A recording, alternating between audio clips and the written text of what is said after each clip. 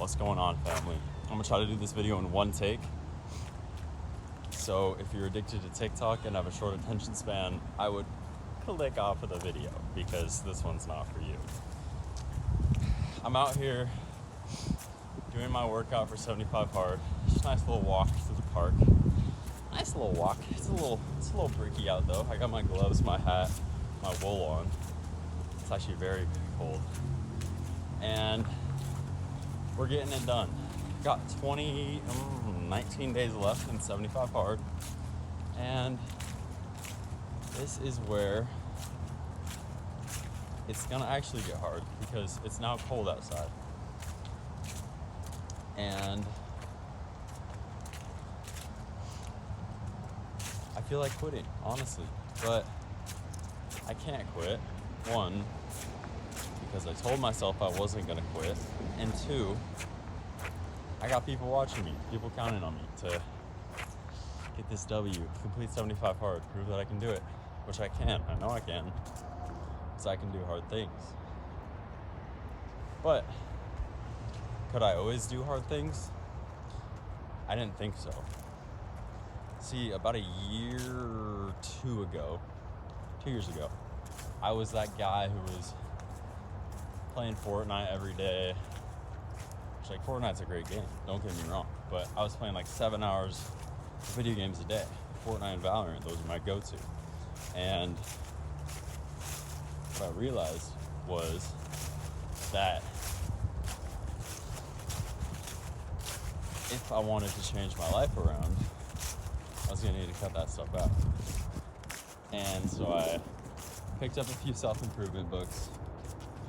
Long story short, actually we got a lot of time. I'll just tell you the whole story. I read a book called The Morning Miracle, which basically talked about like why waking up early in the morning is good. Blew my mind. I was like, why would people wake up so early? But then the next day, I did it. I woke up at 5 a.m., set my alarm for 5 a.m., woke up at like 4:58. That was my body telling me, James, time to get up. Let's go. Time to change your life. Next thing I knew, I was getting up early, like every morning. And a few months before that, I was staying up until 3 a.m. and playing video games for 7 hours a day. It's like, how did I make that change? That's honestly something I ask myself every day. How did I do it? And if I could do it, why can't you do it? Or why can't anyone do it?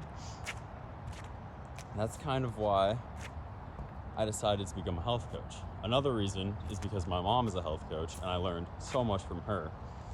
But you know, when you're a kid, it's like your mom's telling you, eat your vegetables, you're like, bruh, why? But she was spitting some facts and I got the same degree that she got.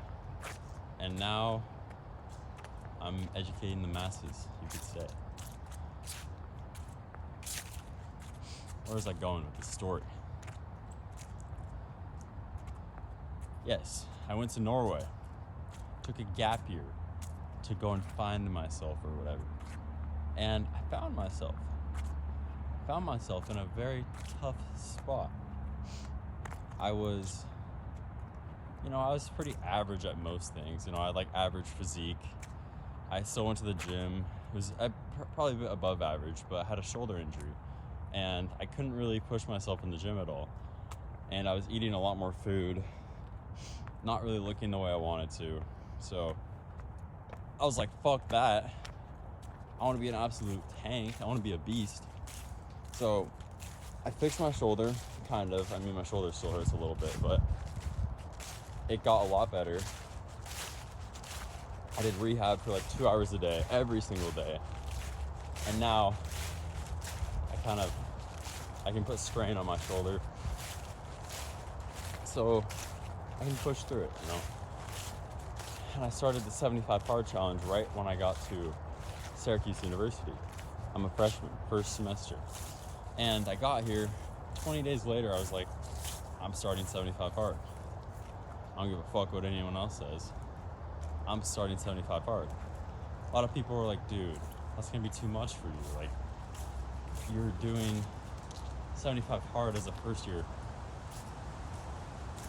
freshman. And I was like, yeah, it's probably going to be tough, but I know I can do hard things. But I just didn't really have the evidence quite yet. So this is me building the evidence that I can do hard things. I think that's a mindset that a lot of people don't have because they don't have the evidence. There's a good quote from Alex Hormozy that says, like, it basically is talking about how you could tell yourself in the mirror every morning when you wake up, like affirmations and stuff. You'd be like, I'm the GOAT. I'm the best at everything. I'm strong. I'm successful. I'm this, and that. But if you don't have a stack of undeniable proof that you are the GOAT, then you're not the GOAT.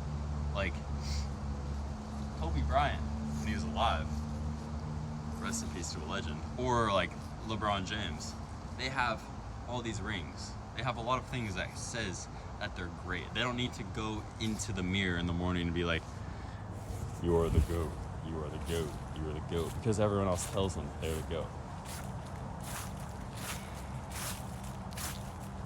That's also, I think, kind of where motivation comes in. Because motivation is something, it's a big buzzword in the community right now. Everyone's like, where do I find motivation? And it's not like, I like to say, it's not like you find motivation. It's like motivation finds you through you doing difficult things.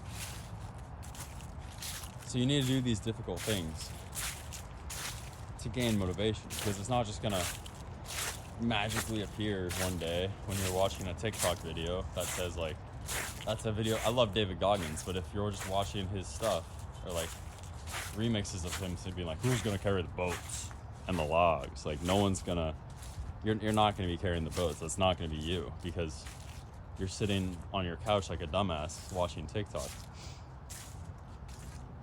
Kind of brings me full circle to my starting point.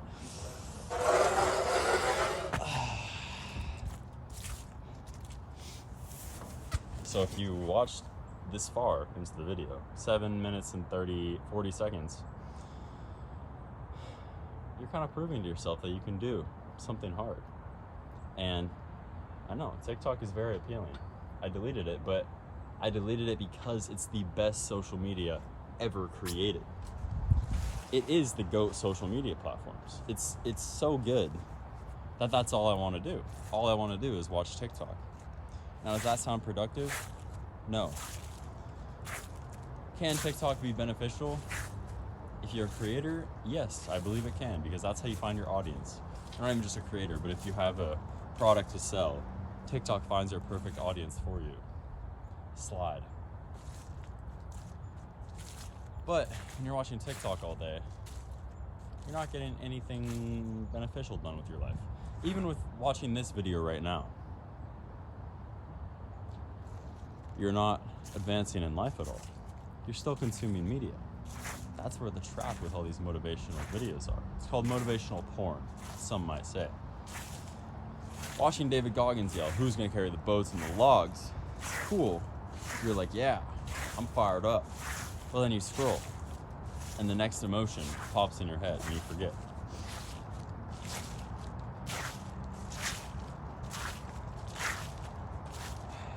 I was listening to this podcast today, and it was Andy Frisella, the creator of 75 Hard. It was his newest podcast. Today is October 29th, I want to say, so it's that one that came out today. And he said, the biggest wins in life aren't the big trophies. I'm gonna post back up in my spot because this one's good. He said, Andy Frisella, the creator of 75 Hard, said in a recent podcast, the biggest wins aren't the trophies, the big paycheck, they aren't the big milestones that everyone sees. The biggest wins are when you keep going when you want to quit. It's the days that you're like, fuck man, I really don't want to do this bullshit today. But you have the other voice in your head telling you, it's gonna be okay. You're gonna get through it. And when you get through it and when you don't quit, there's someone else that does. There's someone else that quits, and there's someone else that couldn't do the hard thing. They couldn't do the hard thing. Right now, it's freaking cold outside right now. I do not want to be out here. Not at all. But what am I learning from it? I'm learning that I can do hard things. And I'm building proof. I'm building 75 days worth of proof that I can do these hard things. So I guess this is kind of your sign. This is your sign that you can do hard things. Not just me, not just Andy Frisella, the creator of 75 Hard, not just LeBron James or Kobe Bryant. You too can do hard things, but not until you build the mindset that you can, which is built on building proof that you can, doing hard things. For some people, it's hard to just get out of bed in the morning. That's a W for all of us. But I've got out of bed on my alarm every morning for 2 or 3 years now, so I know that I can do it. If you don't get out of your bed on the alarm, you just need to start with day one. You start with the first day. You set your alarm, you tell yourself, I'm going to get out of bed at 7:30 a.m. when I set my alarm for, and you do it. And then you start to build trust with yourself. And this trust is so important. This trust, I believe, is motivation. This is the key that you're looking for. This is what everyone is looking for when they say, how do I find motivation? Motivation is the trust with yourself. So yeah, that was my little rant on you can do hard things. I could do hard things. I was basically the average teenager, and I proved to myself that I could do hard things by actually doing them, not just telling myself in the mirror that I could do them.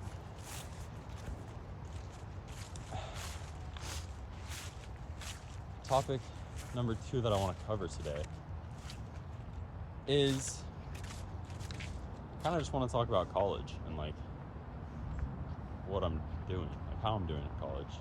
I'm college freshman, like I said, doing 75 hard. It's hard, but like that's not the only thing that I'm doing. So what else am I doing? Well, I'm here at Syracuse University. I don't party. It's like number 3 party school in America. And I haven't had one sip of alcohol this whole year. That's because on this gap year that I was talking about, I realized that I didn't really like alcohol, you know. The feeling is, okay, it's kind of nice sometimes, but the question that you have to ask yourself is, when you're going to drink, what feeling are you running away from? Why is being sober so bad that you need to enhance it and get lit, get drunk? Why? Why didn't we do that? So you just gotta take a step back and be like, do I really need a drink tonight? Or should I learn how to be myself and become sober? And I did that. I've gone to many parties not drinking. And you are forced to be yourself. You don't have the blanket of courage. You don't have the beer in your hand. And it can be hard. People will ask me, hey, you're not drinking? And at first I would be like, not tonight. I don't really want to drink. And now people are like, you're not drinking. And I'm like, yeah, you're right. I'm not drinking. I don't like alcohol. And it's not good for me. It's not good for you. It's not good for anyone. Stand up for yourself and for what you believe and for what you want. Peer pressure is a real thing. Whether you think you're being peer pressured or not, it's kind of a societal pressure to drink, especially when you're in college. It's like everyone that I talk to, me and my roommate both don't drink, and everyone that we talk to, we're like, why do you drink? Just basic question, why do you drink? And 8 out of 10 times they'll say, to make going out more tolerable. Now that's the dumbest fucking answer I've ever heard. Why do you need to make going out more tolerable? Just don't go out if you don't like it. There's that. And second of all, Alcohol costs a bunch of money. It adds up over time. If you're spending just like $10 a week, which I bet the average is way more on people who drink. If you're spending $10 a weekend on drinking, it's like, shit adds up. Shit adds up quick. Could you be investing that money? Could you be buying stuff that you actually enjoy? Yeah, you definitely could. So yeah, I'm not going out. Play golf every weekend with my roommate. That's pretty nice. Golf is the greatest game ever created. Also the worst game ever created. If you play golf, you know what I mean. I hate golf, but that's why I play it so much, because you get that like one good drive in your game and you're like, oh yeah, I'm the best golf player ever. And then you want to go back the next time. But then the next shot, you'll like freaking shank it into the woods and be like, I hate golf. But yeah, golf every weekend. Working on, there's this thing called the Blackstone Launchpad. I go there, talk to, it's for entrepreneurs. So it's like an entrepreneur hub for Syracuse University. There's a lot of cool people that come in and talk. So I go in there and chill, meet a lot of like-minded people who are actually creating businesses. And that's something that I'm interested in, because to be honest, I don't know if I want to stay here in college for 4 years. Seems kind of like a waste of money and time. That's a topic for an entire different video, and I don't want to get too much into that because my mom's probably watching this video. Sorry, Mom.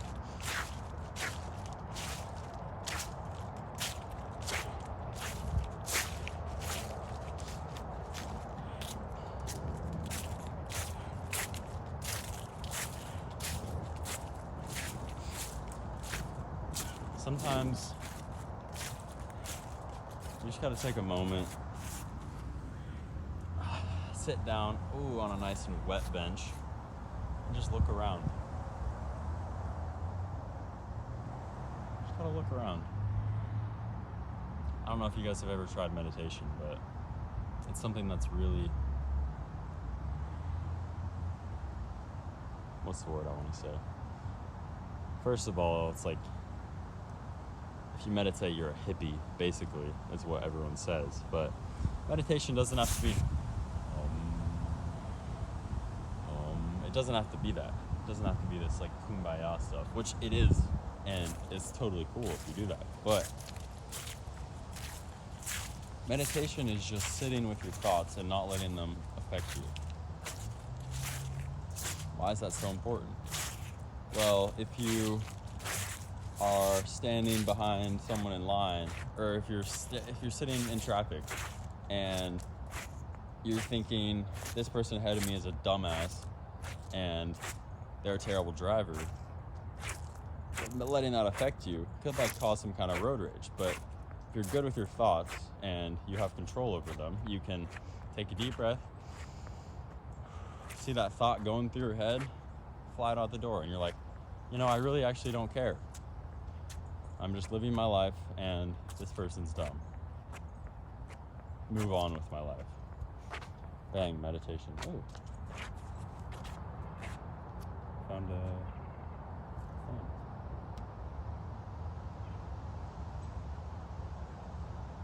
Anyways, I have too many books in my room. I don't really know where I'm going with this video. I just want to get better at, speaking, and if people watch it, they watch it. If they don't, they don't. I'm just going to start posting 3 reviews a week. Just kind of what I'm thinking. Little tips and tricks, some workout action, and just give my 2 cents on life. So I'm going to keep this video rolling for a little, but if I cut it here, peace. If I don't, let's keep going, because this is getting long for all my TikTok feeds. I had a conversation with one of my pretty good friends the other day. I was giving him shit for like not eating healthy, and he was going, we always leave the dining hall, and he gets a cup and fills it with cereal. And I joked with him yesterday. I was like, dude, like, come on, that's not healthy. And he kind of had a good point. It was like, I guess it wasn't good, but this is like how everyone thinks. It's like, he thinks that I don't eat food for taste, which is not true. Every meal that I eat tastes phenomenal because I know how to eat healthy and make it taste good. Maybe at these dining halls it's not the best, but anyways, it gets the job done. And just like the thought of eating like any processed like sugar and cereal now just like doesn't sound good to me. And I feel like he has it a bit backwards. It's like I eat healthy so I can eat food for longer because I love food. The more unhealthy that I would eat, the less I could actually eat these healthy foods. And he's got many good points. Someone walking by. Hey, how you doing?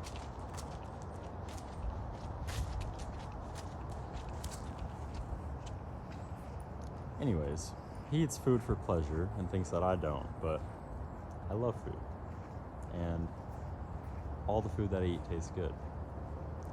It's kind of like I have the power over my mind. I walk past the cereal every day, just like he does. But something in my brain is telling me, don't eat that cereal. And I think that same voice is in everyone's head, but they just don't really know how to listen to it. It's called intuition, and just following your intuition. What works for some people doesn't, you know. I obviously don't like cereal. Maybe he eats cereal and he's the healthiest guy alive. I don't think so, but we get along great. Another thing is my roommate is vegan. Like I said, we both don't drink, we both don't smoke, we play golf every weekend. So we have a lot of things in common, but this is one, like, I'm very big on like animal protein, getting your animal protein in and eating a lot of fruit and steak. I love some steak. And he's vegan. And we have conversations all the time, but they're very, healthy conversations. Like, I basically ask him, why are you vegan? And he's been vegan for 6 years, so he's someone good to talk to about this. But the way I see it is he's vegan, I eat meat. He sees it as kind of like a discipline thing. It's like, if he's vegan, he can't go for the cakes and stuff, but there's so many like vegan cake and dessert. But he has a point there. It's like, it's a lot harder to get access to the unhealthy foods. But I countered that argument by saying, yeah, I have the same discipline. I don't eat dessert either. And I'm getting the animal protein that benefits me so greatly. Lets me live my life like how I want to live it. The thing is, we both have such different habits of eating, but we're both so healthy. And that's where the debate comes in. It's like, what's the best diet? The best diet is not a diet. It's a way of eating that you could follow for your entire life.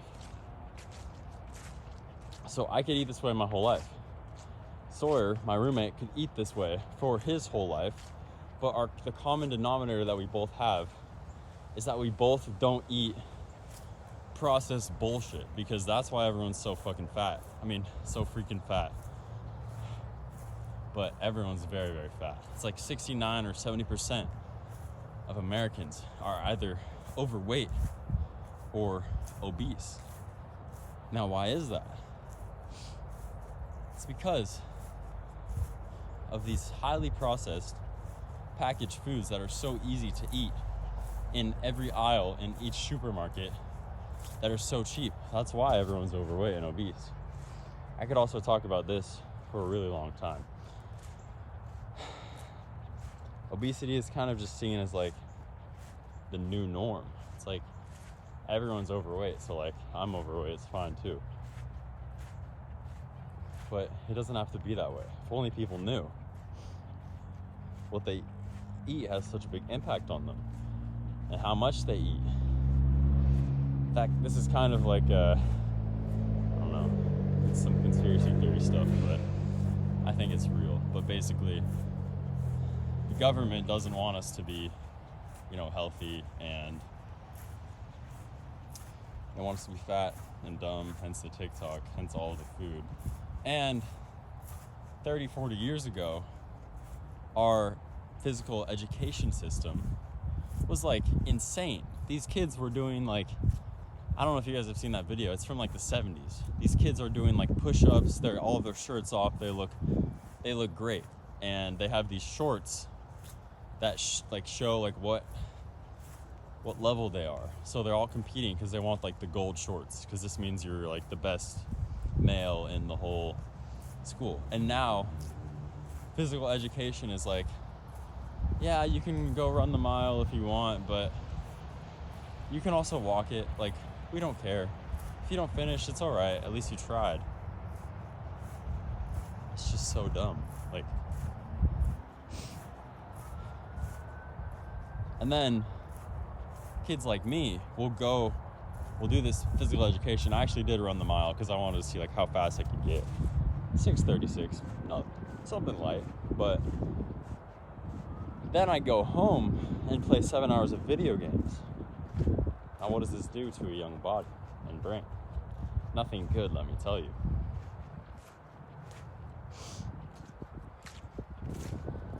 I think the only reason that I'm not overweight, or that I wasn't overweight and obese back then, is because when I was playing video games, I just didn't eat. Like, I was so locked in. I was like, oh, I could go make some food, or I could just keep playing video games. And I would choose the latter every time. So I think that's why I didn't get obese during that time. But that's definitely the recipe. 7 hours of video games, eating a lot of food, having your mom come and bring you food. It's like, Mom, can we get DoorDash? Can we get Chipotle? And like I said, my mom's a health coach, and we didn't do that. But I just didn't eat. I was just like, nah. That's too much work. I'd rather just sit here and play video games. And don't get me wrong, I still love video games. We have an esports facility here at Syracuse University, and it's awesome. Me and my friends go like every Saturday night, sometimes Friday nights, because we don't go out. We just we play video games and think of business ideas. That's our type of fun.